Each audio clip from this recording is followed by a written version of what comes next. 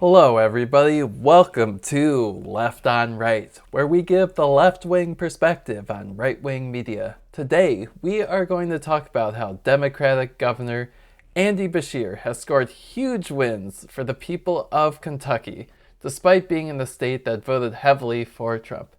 As you know, one of the main goals of this channel is to chart a new way forward for the country in the face of increasing chaos. The most important thing that he says about how to be successful is that you have to be spending a majority of time on things that people care about: jobs, healthcare, infrastructure, education, and public safety. So let's get into it. But I am confused. So Trump Vance, they win Kentucky by 30 points, 35 points, something along those lines. 30 points. You win Kentucky, Democrat, by 5 points. This is a 35-point swing. Both your senators are Republicans, but very different kinds of Republicans. Rand Paul, obviously, more iconoclastic, libertarian style politician. Mitch McConnell couldn't be a more insider, horse trading kind of a. Do you have a sense of what is it about Kentucky that allows for this giant ideological swings in statewide offices? Well, I think what the people of Kentucky want is what the people of America want. They want a better life. And if you can convince them that you are working your hardest to create that better life, then they'll give you that opportunity. You know, I won in 2019 by 0.1%. It was a close election against a sitting incumbent. But I got to spend the next 4 years earning the faith and the trust of the people of Kentucky. We had two of the best years of economic development in our history. We brought in more private sector investment. We're building the two biggest battery plants on planet Earth.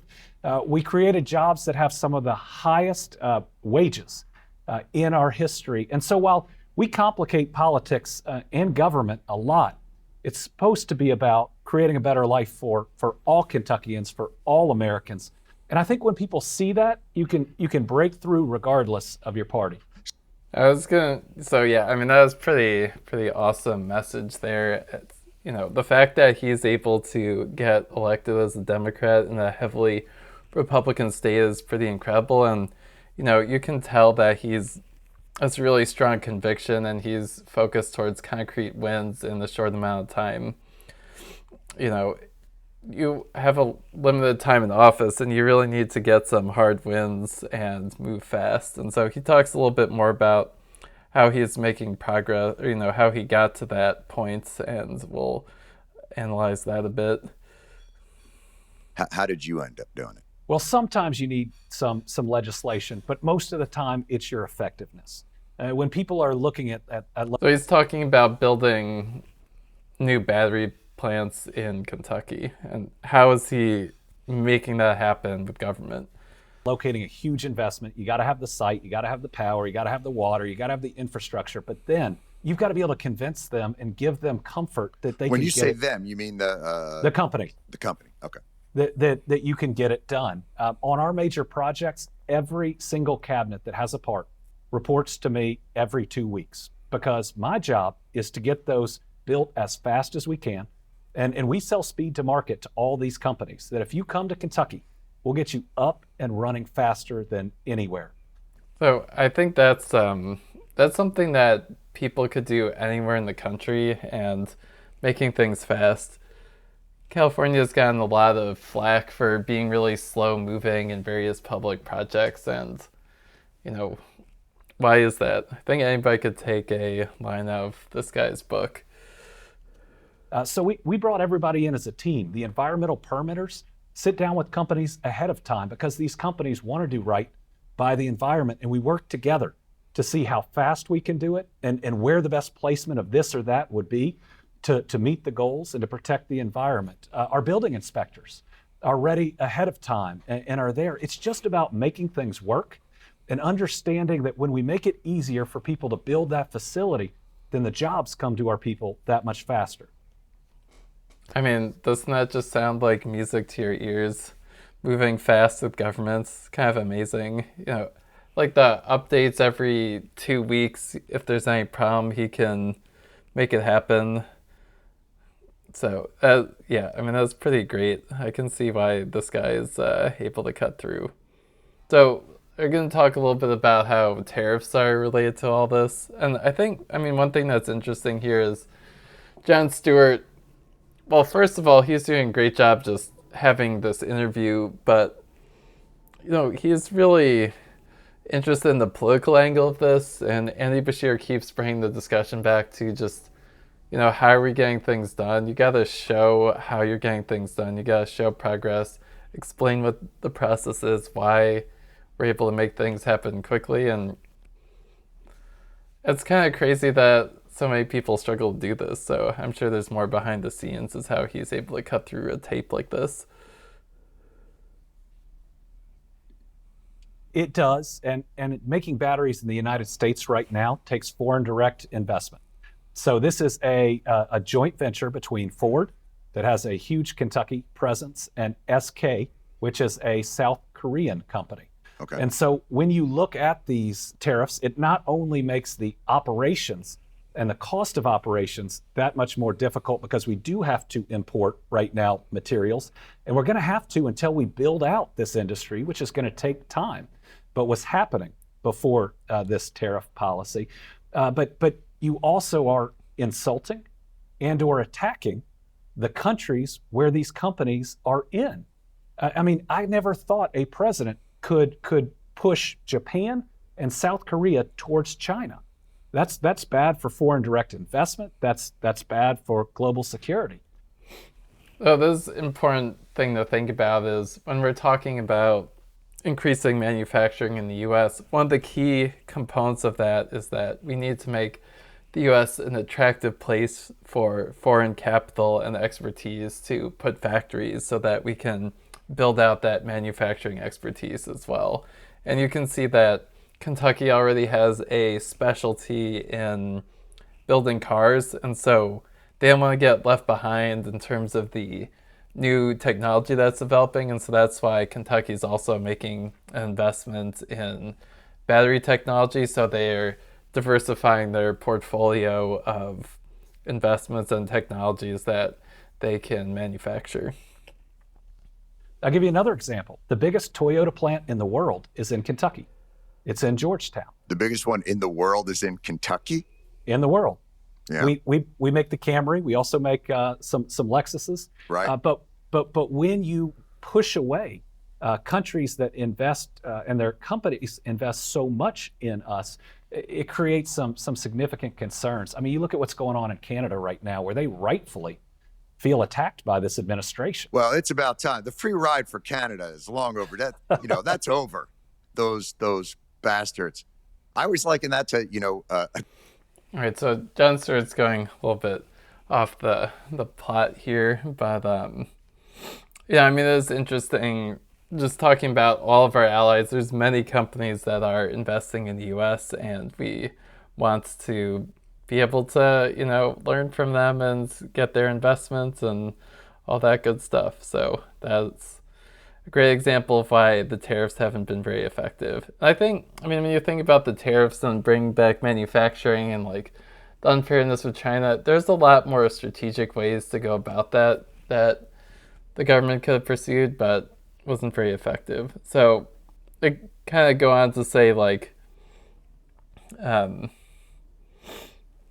what is the advice that Andy Beshear has for people, especially Democratic governors who are running in purple states? Let's go into that. And Democrats in Washington. But what's a lesson that you would say to the Democrats in Washington that you all have learned on the state level? What's a piece of advice that you would give to them? I think it's three things that we as Democratic leaders ought to be doing. Number one, focus. Focus on those core areas. Spend 80% of your time, not just in what you're talking about, but what you're doing. focused on jobs, healthcare, infrastructure, education, and public safety. Mm-hmm. So I think that's really important. I mean, one thing that's interesting, so he has the power to make things happen, and that's a little bit more complicated than Congress. So there's a lot of negative partisanship where it's basically like you don't want the other side to have a win, so you sabotage them. And one example of that is like the CHIPS Act. So Biden Democrats passed that. Semiconductors important for national security. We need some domestic production here, a lot of investments, and then Trump comes in and is saying, "Oh, it's a horrible program," and it's like cutting a bunch of the money, and like those jobs that were created are, at risk. And so there's a lot of negative partisanship happening. Another example is there's a bipartisan bill in Congress related to immigration. That's one of the top issues. Democrats and Republicans spent a while negotiating that, and then Trump comes in and kills it, basically. So if you don't have the power to make things happen, you get into this negative feedback loop of negative partisanship. And so it's great that he's been able to make things happen. It's a little bit less clear to me, since Democrats have so little power now, what the best approach is for proposing good ideas to move the country forward. I mean, just one thing to think about is Republicans are spending a lot of their political capital on culture war issues. And so if you're spending a lot of your political capital on issues that concretely improve people's lives, that's going to give you a significant advantage, and being willing to rock the apple cart, so to speak. Second, talk like a normal human being. I mean, we've got all these sanitized words. John, unfortunately, my state has gotten hit with the opioid crisis more than just about any other, though we have 2 straight years of decreasing overdose deaths, thank God. Decreasing? Yes. Oh. Yes, and we hope it's a national trend, and I think I'm going to have some really good news next week. Right. That I'm really grateful for. What do you attribute that to, or was it a surprise? What have you done to do that? A lot of hard work. A lot of great people working in recovery. A lot of great work by law enforcement. Sadly, all of us having lost a lot of people we care about, mm-hmm. and trying to make sure that it doesn't happen. Changes in prescribing, which has been really important. But let me tell you, everyone I know that has fought addiction has called it addiction. They don't say it's substance use disorder. So I think, this is another interesting point that, I'm seeing a lot of. It's a little hard to say, but what terminology are you using for stuff? Like, is certain terminology offensive? And I think you really need to meet people where they're at. It's true that certain phrases have issues with them, but addiction sounds totally fine to me. And it just really alienates you from other people when you talk like that. He's got some other good examples. Everybody's experiencing hunger. None of them call it food insecurity, but I'll give you another one. Right. Food insecurity. All right. Justice-involved population. Say that again? Justice-involved population. No, I don't know that I've heard that one. What is that one? Those are our inmates. Oh, justice-involved population. Do you get those? Does that come in a list from somewhere? Of here's the new glossary of terms? Well, you get pressure by people who mean well to use them, but when we talk in those sanitized terms, it has no emotion and no feeling, and that's not how people talk to each other. Right. And so it makes you seem. Yeah, there you go. That's something that I'm hoping to do better with, just using normal language, because ideally I'm trying to bridge a divide here and reach more people who are conservative. So I think that's a good point that he has there. And so there's one other thing that he talks a little bit about. So you could say there's a distraction, but there's a pretty big culture gap, like related to LGBT issues and so on. And so how is he handling that? You never hear that amongst coworkers. How detached from the world we live in. Democrats talk about what they're for in minute detail. Every single bit of what they're for, but never why they're for it. So to give you an example, during my election year, I vetoed the nastiest piece of anti-LGBTQ legislation my state had ever seen. It was picking on kids. What was the legislation? It was an anti-trans piece of legislation directly targeting children that are already picked on way too much. And when I explained my why, I told people that this is my faith that teaches me that all children are children of God, and that if the legislature was going to show hate towards these children, I wanted to show them love. I wanted them to see that a governor sees them and cares about them. And I'll never forget the next day, I had somebody walk up to me and I thought, oh no. Stuck out his hand, I shook it, and he said, I'm not sure I agree with what you did, but I know you're doing what you think is right. So I mean, this is interesting. I don't know if it's how true it is that Democrats aren't explaining what they want to do, but I think the key point here is he's able to explain what he wants to do in terms of, in simple language, starting from moral principles, that type of thing, and that can often get lost. There's a lot of outrage, I would say. So, I thought this was a great interview. Jon Stewart is very strategic about who he's bringing on as guests and having a lot of interesting discussions about how this country moves forward. So I really appreciate that. I mean, just some other things that are kind of interesting in the comments here. This guy gets shit done. There you go. Doing the right thing. Kentuckian for 62 years, the best governor we've had. I work for the state of Kentucky, and I went from making $41,000 to $57,000 a year. We also have 6 weeks maternity and paternity leave. Bridge builder, literally and figuratively. Best governor in my lifetime. Republicans don't hate Beshear. I don't. I'm a Republican. I don't agree with some issues, but he has shown in quantifiable ways that he's trying to make our lives easier, and I can respect that. So, all these comments, pretty interesting. It's amazing he's able to cut through the noise. So, I hope you found that discussion interesting.